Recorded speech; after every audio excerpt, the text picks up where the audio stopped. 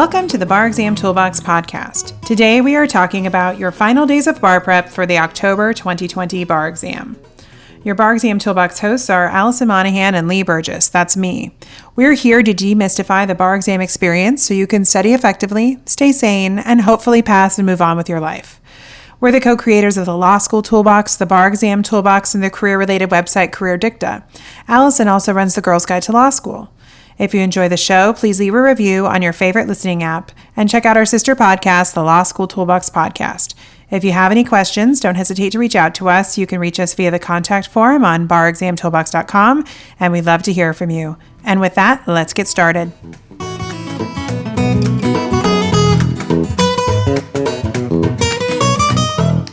Welcome back to the Bar Exam Toolbox podcast. Today we're talking about making the most of your final days of prep for the October 2020 exam and a bit of on-exam day tips as well. Well, because this is COVID related and things do change quickly, we should probably note this episode is being recorded on September 17th, and so the information we are discussing is current as of today, not as of tomorrow. It's still so weird that we have to do that. I know, it really is. Well, particularly California, since they just announced changes by updating a document with no version control is really something. Mm-hmm. Well, we finally made it to the bar exam, Lee. Can you believe it? I can't. As I was, first we should tell people that very, on brand with 2020. It was like I was trying to write this script and then my computer completely froze and deleted everything because it was almost like my computer couldn't even take the knowledge that the exam was actually coming, because we did our first COVID related podcast on this probably 6 months ago. Yeah. And I mean, to be fair, the bar day actually hasn't yet quite arrived. Oh, that's true. It's going to arrive. Oh my gosh. But fingers crossed, we're getting there. It's getting closer. Yep. Yeah, I mean, I don't think we would have believed you if you'd said there was going to be an October bar exam back in March. All online, yeah. Yeah, all online. Online. Nobody would have thought of that, I don't think. And now, it's mere days away when you're listening to this. Yes. So, first off, if you have been on this roller coaster, congratulations, you have almost made it to the finish line. I think just getting to the finish line on this one is something you should pat yourself in the back for, because what a crazy journey this has been with lots of twists and turns and pivots. Oh, absolutely. Yeah. If you've been studying for months and months and months, congratulations, you're almost there. And absolutely, I think just getting it together to even take this exam and get through it is cause for celebration. Yeah. But we're so close to the finish line that now is the time that you really have to make sure that you're ready for this new format. So the final preparation is going to look a little different than our advice that we've had in the past about taking it in person. But I don't want anyone to I feel like I need to use like sports analogies today, like fumble the ball at the goal line or, right. It's like you don't want to make avoidable mistakes at the end that could jeopardize the work that you've been doing, in the midst of this pandemic. Oh, absolutely. I mean, nothing would be more frustrating than studying for months and months and months and then doing something that is not allowed and, because you didn't bother reading the instructions or something. That would be so frustrating. Yeah. So one caveat before we kind of dive into our individual recommendations is that unfortunately, there are not nationwide standards that are being put into place. California has its own rules, and then different UBE jurisdictions are actually imposing their own rules.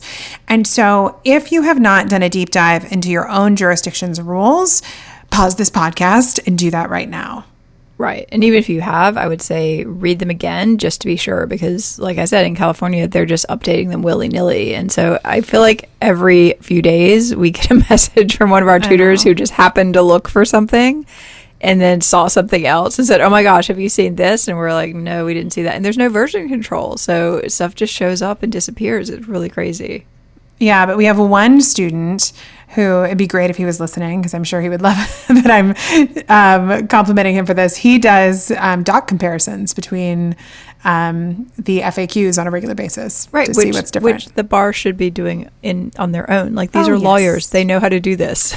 Yes. Because at first I thought we were going crazy because we do a podcast and then we go look for something and I'm like, wait, I'm pretty sure it said that like a few days ago when I scripted this. Like, what is going on? And we realized they're just changing it. I know. Doesn't instill confidence, but this is the game we all have to play.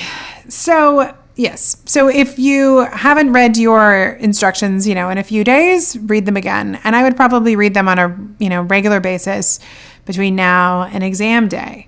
There are a lot of things you need to really think about, and I think you don't want to leave it to the day before the test to think about. And the first one is really about the space where you're going to take the exam, because there are a lot of rules about what they can see on that camera and what can be in that space. Some examples of these rules are that you can't have any books, no paper unless it's a part of the exam. They can have scratch paper, which depends on your jurisdiction. So therefore, like no pens, nothing to write with. You can't have anyone else be seen by camera. They shouldn't be in the room. I think your pets can't be in the room. You can't have any water, anything to drink. It's quite a long list, and I think some of it may feel a little bit harsh. So depending on your living situation, you really need to think through that list and make sure that you're not going to inadvertently have issues. Yeah, I was even thinking this morning obviously a lot of stuff is just not covered in these lists. Right. So, in the situation we've been in for the last month where the air quality has been really bad, I started thinking, I wonder if I'm allowed to have a HEPA filter in my closed office space where I might be taking this. And I don't know. I don't know either. I don't think anyone knows. No. But yeah, you definitely want to be really aware of complying with any requirement that is actually listed. Yeah. And just a reminder, the way that this is working is they're recording you on your camera the whole time. And I believe AI is going to be like monitoring that recording and flagging anything that looks funky. So they're tracking eye movement to see if they think you're reading something somewhere else in the room or communicating with someone else in the room or looking down at a phone or something like that. So, I think it's just wise to remember that like you are being recorded. So don't like move. I think you can't like move out of the camera screen. You just like sit in front of your laptop and get it done unless you have special accommodations for something else. Right. I think you're not even allowed to stand up and things like that. I don't think so. Yeah. So you definitely want to know what the list of don'ts is. It might seem innocuous enough if you kind of stand up and stretch a little bit, but that is probably going to flag a review and you probably don't want that. So, yeah. You just need to be sure you are very, very aware of what you're allowed to do, what you're allowed to have, and what you're not, to make sure that you don't inadvertently cause yourself problems. Right. No external monitors. No, a lot of people, I think, have tried to get creative on how to make this exam easier on themselves, but they have removed a lot of those options. So. Right. But at least I think in California, obviously check this, but I think you can have things like an external keyboard, but not an external monitor. I agree. Yeah, that's my latest and greatest understanding. Right. But then you think, can that be USB? Like, is there a specific, does it have to be wired? Like, what are the requirements on that? You want to make sure that you know. Right. The other thing that I have heard some people are doing is taking the exam in a different location. So if somebody has an empty room at their house or even an empty office space, I think that can be great, especially, I can think of so many realities where you can't actually make your home meet all of the requirements that the bar wants. You live in a studio apartment. If you live in a studio with a partner who's also working from home with a cat, like what would you do? Yeah, books on the shelf. I know. Where are you going to put them? You're a studio. Yeah. So if you're doing that, I just want to make sure that you don't wait until the last minute to go make sure that the space does meet all the requirements. The last thing you want to do is walk in the day of the test and then have things be there that shouldn't be, or that you don't understand that you were supposed to bring something you don't have. You just need to make sure that you've tested everything out and know exactly what you're getting into. Right. You don't want your friend who nicely offers you a place at their law firm and it turns out it's the firm library or something. Right. Because I think most people who haven't read all these documents don't understand how quirky some of these rules are. Right. And I think would make a lot of assumptions that it's not like a big deal. Like I'm thinking what's behind me in the room I'm in right now, and there are probably things that would violate the requirements just in my own office. I was just thinking, I wonder if my plants are allowed, I don't know. I don't know. So this is something that if you haven't really gone through and really understood these requirements, make sure that you do. If you get accommodations and your accommodations are different than these requirements, I just want to make sure you really understand what your rules are for your accommodations. Because it would still be possible that you would run afoul of your own rules accidentally. I don't think anyone is trying to cheat. If you listen to Bar Exam podcasts on your free time, I doubt that you were trying to figure out how to cheat on this exam. We'll just tell you not to. Don't risk it. Right. Don't risk it. But it's just like, you just have to make sure that you don't inadvertently do something wrong. It's right. It's not that easy sometimes not to screw up. I know it used to be easier. And the big exam was like, don't pull out your cell phone, don't bring food in your pockets, and don't talk to anybody. It was a lot easier. And you have your little plastic bag that they check with your, pen in it or whatever. But there's a very short list of what can be in that bag. Yeah, exactly. I wonder, I wonder if people need their IDs. I mean, are they going to make them show their ID? I don't know. Oh, I'm sure there's some sort of ID verification that has to happen. I mean, it's got to, right? I would assume. I mean, I don't recall seeing that anywhere, but presumably somewhere. I was remembering what went into that plastic bag, and I'm like, I had my license in there. I do remember that. Yeah, and I think I remember you could take like sort of a wallet or something. I remember I had I took one of my husband, who was my boyfriend at the time, like one of his little like money clips or something, and I had just like my driver's license and maybe like a credit card, or a dollar or something wrapped up in like a headband or something. Yeah, so strange. Okay, I have been spending a lot of time on our team, so just so you know what kind of cool, fun stuff we do here at the Bar Exam Toolbox. The last couple of days, the entire tutoring team has been meeting to talk about the testing software and maximizing the testing software and, recommendations for students. I know you're jealous. You're like, man, couldn't I be in those phone calls? That was like 3 hours of fun right there that you all missed out on. But one of the things that I really learned by doing a deep dive just this week with our tutors about the testing software is you really got to practice and mess with it, because a lot of people in Facebook groups or, other descriptions of the testing software, it doesn't really explain exactly what it looks like until you see it yourself. What does a online scratch paper outline box look like? How is the question going to be balanced with the answer? All of this stuff, it's kooky. And I had it explained to me a number of different ways. And then I saw screenshots of it. And my first reaction was, that's not what I thought that was going to look like. Oh, totally. Yeah, I saw that. I was like, huh.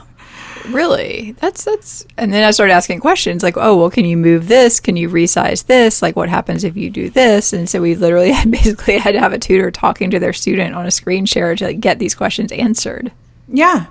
And so you've got to do a deep dive with the testing software. So that means if you haven't done so, and I hope everyone listening to this has done so, make sure it's loaded on your computer and that you've done some of the mock exams, but don't just run the mock exam, use it, test it, do questions, do performance tests. This stuff is not easy to change into this format. You've got to get used to it. One of the things that we were talking about specifically with the performance test today is, especially in UBE jurisdictions where we don't have insight into every single jurisdiction's testing software, it's like, are they going to be able to see page numbers and the answer screen, like the packet, so it's like, is it going to, I think that they're going to see like a number 2 at the bottom, but how are you going to note what pages things are on? Does your jurisdiction allow highlighting in the question or not? In California, they just decided that you're going to be able to highlight the performance test packet. There's a lot of unknowns. And so the best thing you can do is just spend as much time as you possibly can taking practice questions and messing around in the mock exam format. You just got to get comfortable with it. Right, because sometimes you'll uncover weird things. Like someone was telling us in some jurisdiction, apparently I can't remember exactly what it was, but something with a performance test, which is multiple pages. And somehow, every time they switched out of the document, when they went back into it, it would go back to the beginning instead of going back to where they were. Yeah. Which is crazy. And there was sort of a way kind of around it if you did something differently, but it was just one of those things where you're like, why should typing in scratch paper make this go back to the beginning? What? But it did, So you got to sort of figure out how you're going to deal with that. Yeah. So you got to take a number of exam questions. And if you don't have a tutor who will like geek out on this with you too, which is cool. Like, we're special snowflakes in that way. I think that, a Zoom call with your friends where you all sit down and talk about the functionality that you guys have been testing out could be great, because I think everybody's kind of coming at it differently. And this is the first time that this is really being done. So everybody's learning on the fly. Right. So, try and really dive in and make the most of it.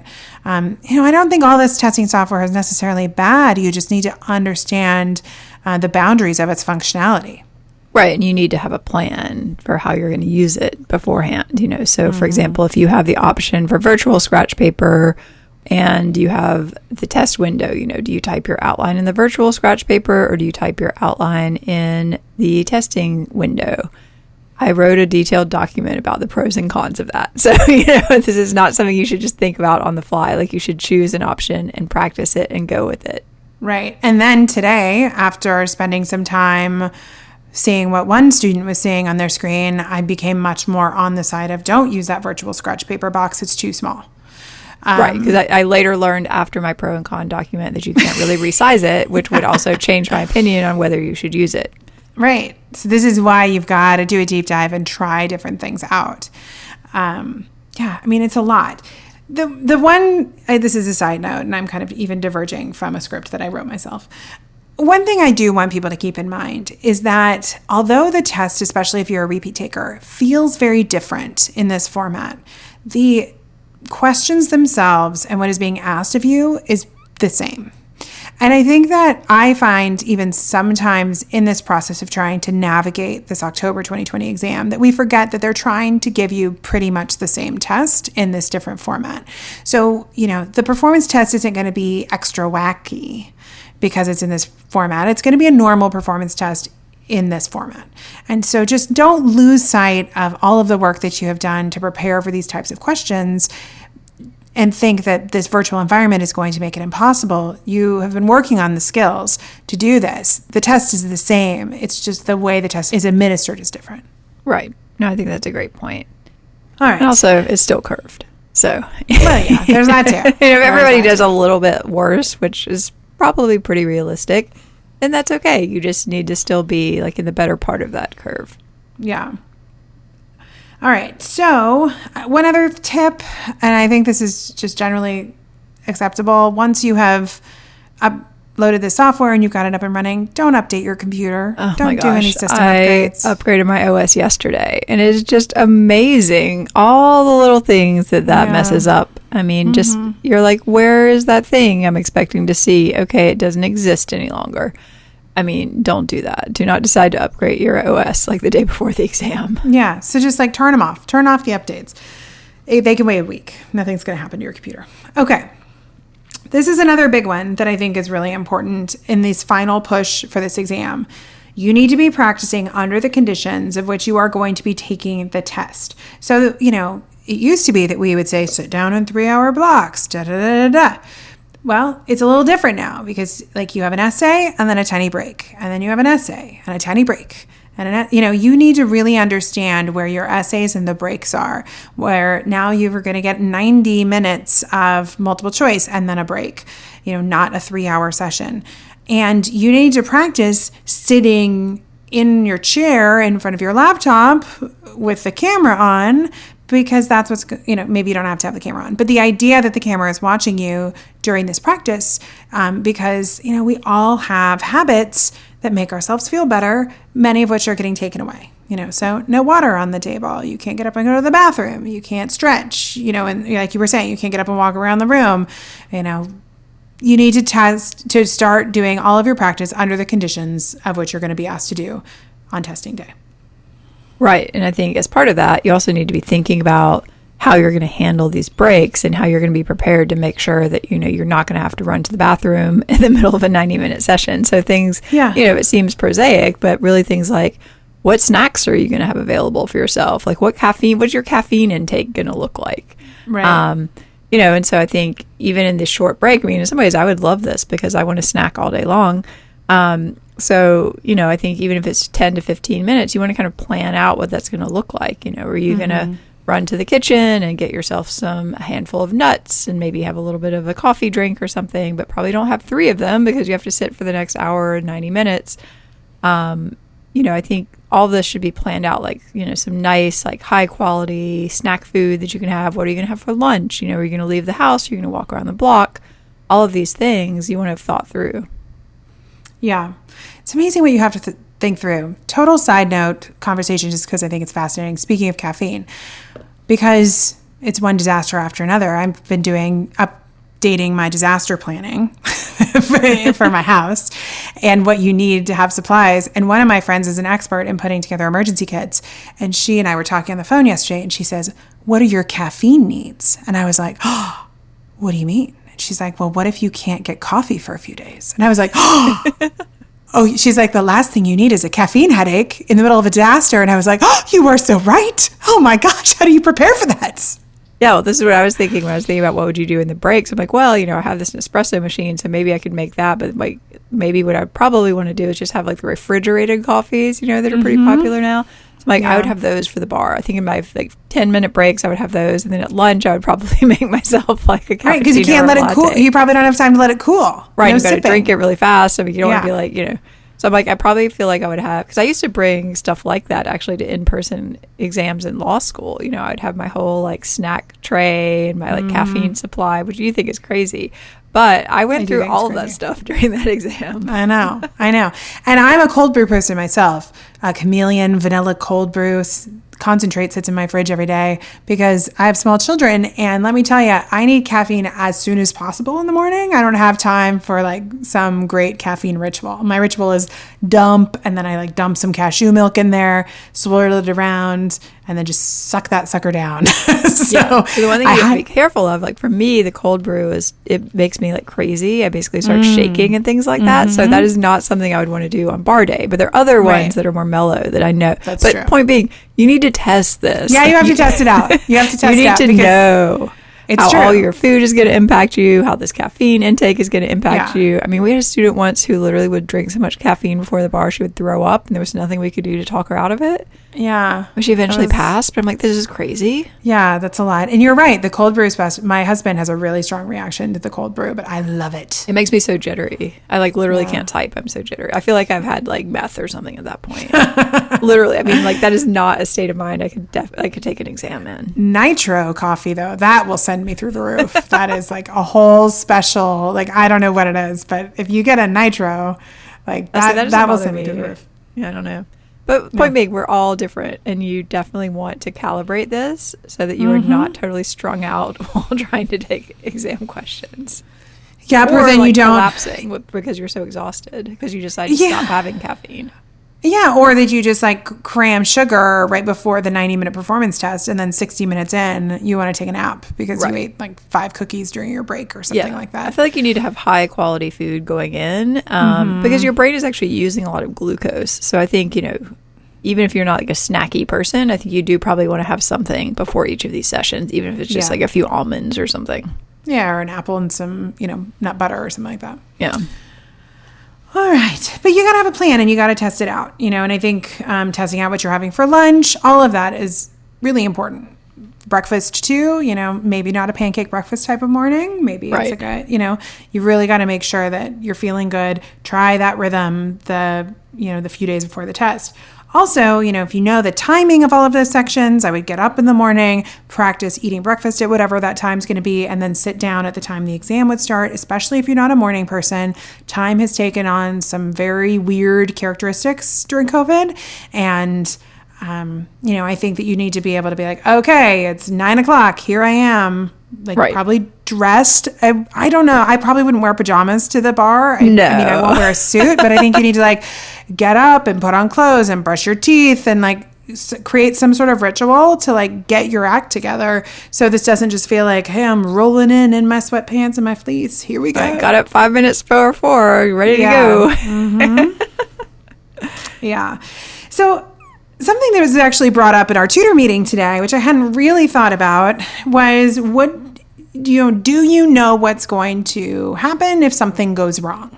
Right. Because, we have heard other jurisdictions who have done virtual exams that some stuff went wrong and people started getting really upset, which I completely understand. So the story that came from one of our tutors was that when she was sitting for the California bar, there had been like a fire alarm situation in one of the testing sites like the year before or something like that. And so they talked about like this fire alarm situation and they were like, no, so when something like that happens, you either have to finish the test or whatever. Anyway, so she became kind of obsessed with disaster planning around it. And so she's like, well, what am I going to do if the fire alarm goes off? And so she had this whole plan and the fire alarm went off during the MBE. No joke. And it was like right at the end of a session, she bubbled in C, like the last 5 questions, like ran out of the building. But she's like, I felt so good about having a plan. I was just like, wow. But she's like, what's going to happen if something goes wrong? Are you allowed to, do you call somebody? Like, how do you deal with a problem that doesn't violate whatever are the ethics requirements? Yeah, I read some jurisdiction because someone asked this question, obviously, and I think their answer was you were supposed to leave the room and get your phone and call from outside of the room. I mean, it was just like, well, but then you've left the room. I don't know. You definitely want to be sure you know how they want, because I mean, you can't have a phone in the room, so you'd have to leave. Right. Yeah. But then what happens because you left? Yeah. I don't know. Yeah. Oh, that's an interesting one. Because we both were talking about Apple Watches earlier today on our other podcast. I bet you can't have an Apple Watch. Oh, I'm sure you can't be getting notifications. So if you have an Apple Watch, don't have your Apple Watch. Yeah, do not have that on. See, these are the things that it's really hard to think of. And they don't have all of these things on the list, which is why you really have to think through it. The other thing that I think is likely going to happen is that stuff is going to take longer than they said. Right. So there's going to be a delay in sending out whatever passcode you need to log into the individual exams. Things are going to be slower than they think, just logistically. And so one of the things that I think everybody needs to be prepared for is how are you going to stay calm while those things happen? Right. Oh, on that note, can I add one more pitch for something to do during the break that I was thinking about? I was like, I believe it might be useful if you had either some sort of, depending on how you're feeling at the end of a section, like do you feel amped up? Do you need to relax? Have a couple of yoga poses ready to go. Oh, do you feel really tired? Do you need to like get more energy? Do some jumping jacks. Like, have your plan for like what you're going to do physically, because you've got that 10 minutes and that's actually great to like recenter yourself and get ready to come back physically into that next session. That's true. But I could see a lot of like power in like a down dog or a child's pose to like calm your nervous system, or like rolling around on your back calms your nervous system. So like that's why babies roll around in child's pose all the time. Happy baby or not happy baby pose. Yeah. But yeah, that's a really good idea. But I do think preparing some breathing exercises for if you're like sitting in the room and the passcode is not coming and you're like about to go through the roof, like, okay, what are you going to do? Like 5 deep breaths, like maybe, press your finger together, like whatever it is. Yeah. Because I mean, I think things are going to happen. I just think that it's not going to go smoothly. So it's not going to go perfectly. No. So I think you should just go in knowing that there are going to be some bumps in the road. We have some mindfulness meditations that we use with our bar students that I think some of these types of things could be really useful. Like for one of them, they've actually found that like petting or caressing your own hand is relaxing. Mm-hmm. Like that's what you do to other people, like that kind of touch, but it can even like make you feel more calm. So like trying out things like if you're going to do deep breathing, you're going to you're going to stroke your hand and be like, it's going to be okay. Like I'm just taking this break. They're going to get it together. Like I am calm. I am confident. I can do this. Whatever you need to do, I think practicing that is a good idea. So you can be like, here's the moment where I call on whatever I've been practicing, whether it be tactical breathing, whatever it might be, something you can do sitting without moving, if the recording is already on, but to keep yourself centered, because spinning out of control is just going to hurt you. It doesn't hurt anybody else. Right. Yeah, so I think just, I think the more prepared you are for the possibility that there could be problems and that you have some sort of solution toolkit ready to go, I think is going to make your experience better if and when something does happen. And if not, fantastic. You didn't need that. All right, so the last thing I wanted to do is to go a little bit off topic and speak to people who are planning to sit for the next MPRE, because I do know that a lot of people who are sitting for the October exam are going to try and sit for an MPRE soon. These are in-person tests, and we have heard from people who have taken the tests that it is not the smoothest of systems. Let's just say that. There's lots of, if you are very COVID conservative, there can be lots of things that might make you feel uncomfortable. You're going to need to wear a mask while you're taking the test, this and that and whatnot.